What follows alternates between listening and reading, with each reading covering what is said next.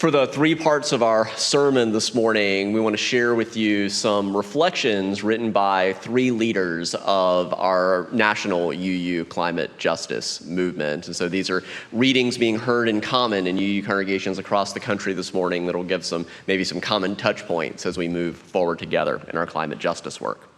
This first is titled, When We Center Love in Our Climate Movements. It's by Rachel Miss-Levy, who's a climate justice strategist with the Side with Love organizing team at the Unitarian Universalist Association. What does it mean to put love at the center of our shared values? The love that lives at the center of our faith is a love that expects nothing less of us than the rebuilding of this struggling world. We hold a love greater than we know between us and among us. Born from all that we hold holy, it makes many of us in community to insist that a better future is possible. As our UUA president, the Reverend Dr. Sophia Betancourt, invites us to hold love at the center of our faith, we must also ask ourselves, how do we center love in the climate movement? It starts when we faithfully ground our climate commitments in justice and the reality that climate change has the same roots as the extractive systems of harm and systemic oppression as all of the other injustices that we fight so hard against. With the same roots and intersecting harms, climate justice is racial justice, is gender justice, disability justice, mental health justice, immigration justice, LGBTQIA+ justice, earth justice, and more. When we provide safe housing for a trans teen rejected by their parents living without shelter from climate disasters, when we offer sanctuary for our neighbors forced from their homes by climate disruption, when we open our doors as emergency shelters, when we advocate for labor practices for people working in the extreme heat, when we fiercely defend our ecosystems, our water, our soils, our air, saving them not just for the privileged few, but for all of our beloved communities, when we root our climate commitments in these challenging realities, love grounds. Love at the center of climate strategy connects when we realize that even as the root causes are inextricably linked, so too must be our solutions. When we refuse to overlook climate injustice, when we shift from me and mine to we and ours. We talked a lot about that last week, right? From me to we. When we understand our interdependence, or as we said last week again, even more intimately, our intradependence. When we know in our bodies that the work is more than technical solutions for those who can afford solar or electric cars. When we advocate for clean energy, clean water, clean air, and human rights as nature rights, as earth rights, love connects. Love at the center of our climate resilience builds when we overwhelm the challenging realities with community care. As Toni Morrison says, it is not possible to constantly hold on to crisis. You have to have the love. You have to have the music. There's also life. So when we bring joy to our movement spaces, when we share snacks at our meetings, when we knit socks and craft jokes, when we bounce babies on our knees as we strategize, when we laugh and play, when we draw our faith, our inner strength, our hopes, our dreams, our creativity, our magic, when we creatively and joyfully elevate all of the many, many, many ways we can create new worlds together, love builds. Love at the center of our climate action transforms when we realize we need a new way, when we balance what my community needs with what brings me joy, when we experiment with new ways of being, thinking, relating, and acting together, when we admit that I alone do not have the answer. As you've heard me say before, if you're feeling overwhelmed as one person, what do we need to do? Stop being one person, right? Join these larger movements. When we reject those extractive systems of harm and systemic oppression, when we reimagine our relationships, our communities, the world we want together, love transforms. Love at the center of our climate teams nourishes when we overwhelm those challenging realities with our collective care. When we recognize and honor the places where our deep gladness and the world's hunger meet. When we listen, faithfully respond, embrace imperfection, offer grace, when we listen with curiosity and intention, when we communicate with humility and care, when we offer joy in the struggle, Love nourishes. Love at the center of our UU climate movements reimagines a flourishing world. Love reimagines. So when love is at the center of our climate movements, love grounds, love connects, love builds, transforms, nourishes, and reimagines. Let's reimagine together, friends, a world where all communities, all beings thrive. Our second mini sermon comes to us from the Reverend Arif Mamdani, and Arif's sermon is titled, "The Earth is God." The Earth is God. And I want to add my own note here on our value of pluralism. I hear a sermon title like "The Earth is God," and I think that's probably going to resonate with me. And I also think that's probably not going to resonate with every UU I know. And so I just invite us in the spirit of pluralism to approach different theologies, talk about God in general, and all different beliefs that might have that sort of dissonance with our own perspective, a spirit of curiosity, of looking for, where is this speaker coming from? What does this mean to him or to them? And what does this mean to me? What are the touch points? So that we can build a pluralistic movement where we all get to show up with our full selves. We don't need to think alike or believe alike to love alike. The earth is God. Love is at the center. Every justice necessitates climate justice, and climate justice necessitates every justice. These are new stories that we're telling. We are learning to tell ourselves a new story about our wholeness. We are learning to imagine ourselves into a different relationship with the earth and how we live with them.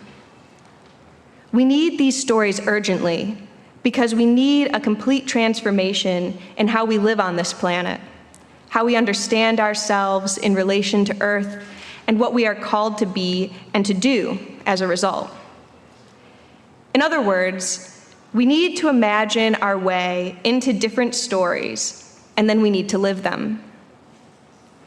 This is exactly the move that theologian Sally McFaig makes when she argues that the earth is the body of God. McFaig was writing in the 1980s. Some of us were alive then, some of us were not. And if you were not alive, then I'm going to try, and probably fail, to describe just a little bit of what it was like. By the mid-'80s, Earth Day was a known quantity in much of liberal America.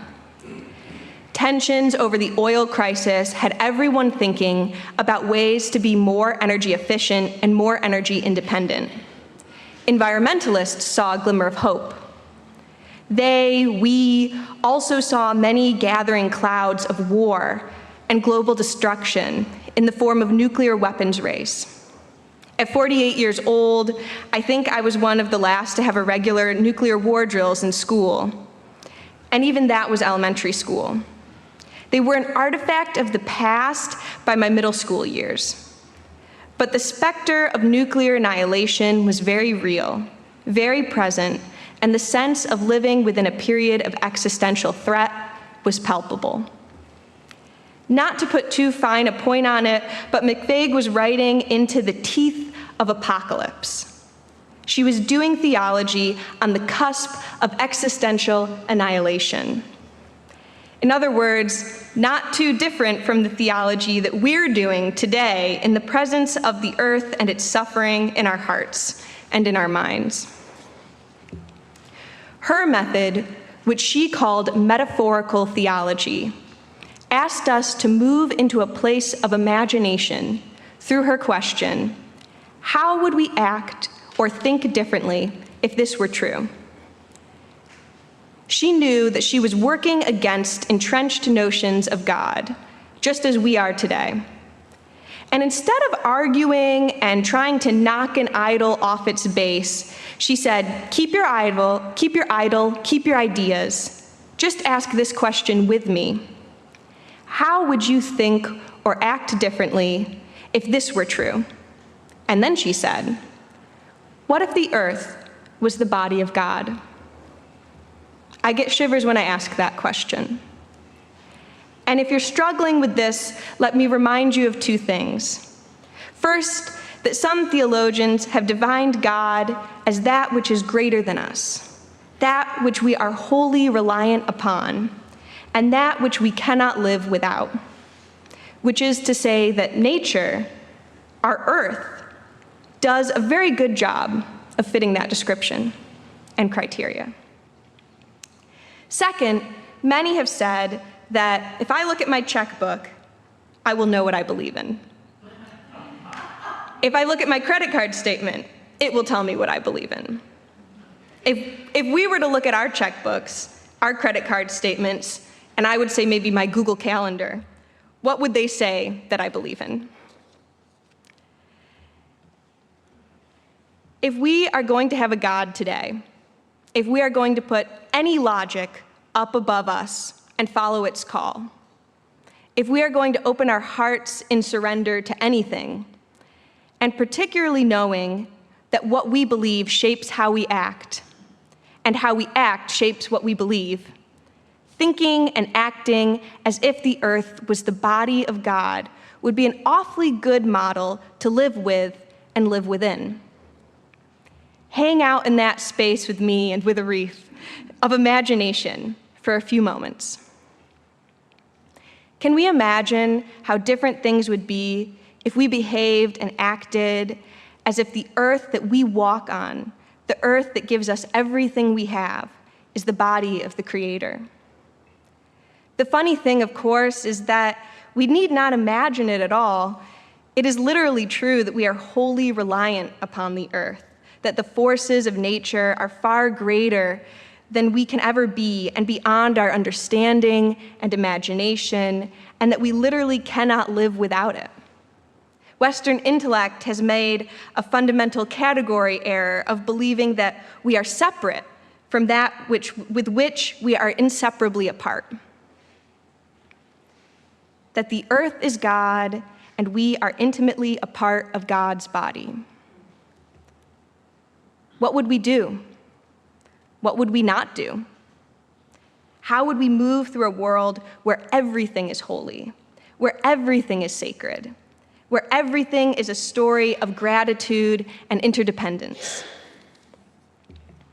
How would we live if we understood that we come here not to make this the site of our efforts, but rather a place to fill our spirits, a place for collective care, a place for healing, one that kindles and replenishes our imagination, one that helps us to recenter in imagination of what we could be so that we can go out and live it, and in that process of living it, make the world as it could be. This third reflection is titled, We Have What We Need, Embracing Joyfully Wild-Built Systems of Mutual Care. It's by the Reverend Dr. Omega Burkhart. How do we embrace joy, rekindle excitement, and reimagine new ways of working toward intersectional climate justice? Maybe one of the answers comes from outside our human shared perspectives. Maybe we can take a cue from a nature-loving robot built in the wilds named Mosscap. Anybody read this book? All right. In the solarpunk novella Psalm for the Wild Built by Becky Chambers, it is a love letter to mutual support, just and harmonious relationship building, and natural systems of which humans are only one part. Do you know the term solarpunk? It's described this as a solarpunk novel. It's a kind of a fun and useful term for a literary and artistic movement that envisions and works toward actualizing a sustainable future, interconnected with nature and community. So solar represents solar energy as a renewable source and this kind of optimistic vision of the future that rejects climate doomerism. The punk part refers to the kind of do-it-yourself, countercultural, post-capitalist, decolonial aspects of creating such a future. So in the novel, sibling Dex, one of the protagonists, is a monk whose vocation calls them to travel between communities, serving tea and offering a space of accompaniment for the grief-worn and the weary.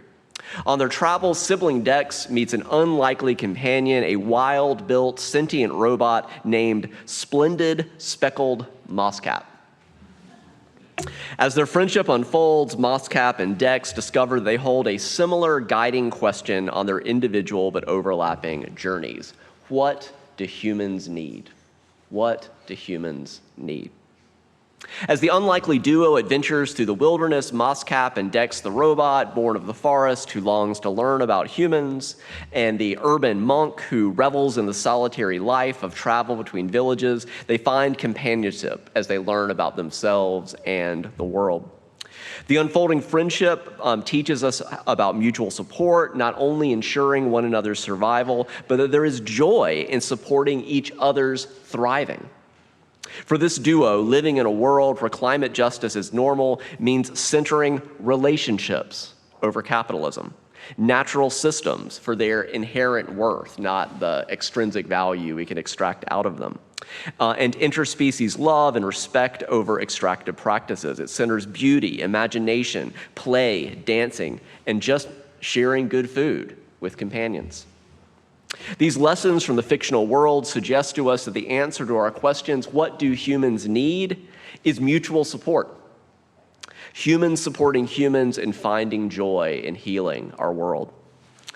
What humans also need is to honor other natural systems and support their flourishing because of their inherent worth, moving from this kind of dominance, ego perspective to ecological, where you're part of this whole. What humans need are thriving ecosystems, clean waterways for us and flora and fauna who depend on them, and renewable sources of energy that work in harmony with nature, not at the cost of its depletion. There are many truths that we humans have uncovered as we work toward intersectional climate justice. Many of us have been engaged for years, and some of us have grown weary and frustrated. We also understand how climate injustice affects the most vulnerable. Its unequal distribution of damage is experienced by those who historically have had the least power to change it.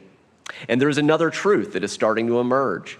We have who and what we need for reimagining climate justice centered in love. We have what we need when we honor that at our core, humans want to live fulfilling lives, and we want other humans to live fulfilled and meaningful lives too. We have what we need when we remember that we are part of nature and natural systems, not outside of them. It's that whole, not just interdependent, but intra-dependent within. We have what we need when we affirm, as the narrator of Wild Built reminds us, that human-made constructs prioritize the healing of the not humanly constructed. We have what we need when we honor the weariness of an uncertain world, yes, but also when we remember that a dystopian future is not foretold. We have what we need when we work toward brightness, toward a world of justice-driven, thriving, where a healthy climate and natural systems are reflected of, sustained by, and celebrated by healthy humans, and we are sustained by them in turn. To be excited that we're doing this all over the world and that there is power and fellowship and connection, that is also a truth and a need. You are what people need. You are what people need to heal this world. I need you. We need each other. And that's the good news. We already have what we need.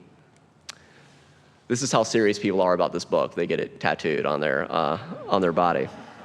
May we revel in our unlikely companionships like the tea chaplain sibling Dex and the wild-built robot, Splendid Speckled Mosscap, in that solar punk novella that reimagines a flourishing world built through strengthened relationships. May our faith be reinvigorated by knowing that there is good work, joyful work, successful work already being done. May we also offer respite, a cup of tea to the weary, yes, but may we also make celebratory space for the reimagining of intersectional, unstoppable, and unfathomable strength to make change in this world.